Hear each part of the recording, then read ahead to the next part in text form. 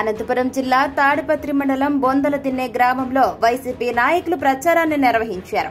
MLA అభ్యర్థి అయినటువంటి Kethireddy పెద్దారెడ్డిని fan గుర్తుకు ఓటు వేసి అత్యధిక మెజార్టీతో గెలిపించాలని కోరారు. ఈ కార్యక్రమంలో నాయకులు కైపా శ్రీనివాసరెడ్డి, మేడికం విజయభాస్కర్ రెడ్డి, జనార్దన్ రెడ్డి, రామ్మోహన్ రెడ్డి, పెద్ద ఎత్తున పార్టీ నాయకులు, కార్యకర్తలు, అభిమానులు పాల్గొన్నారు.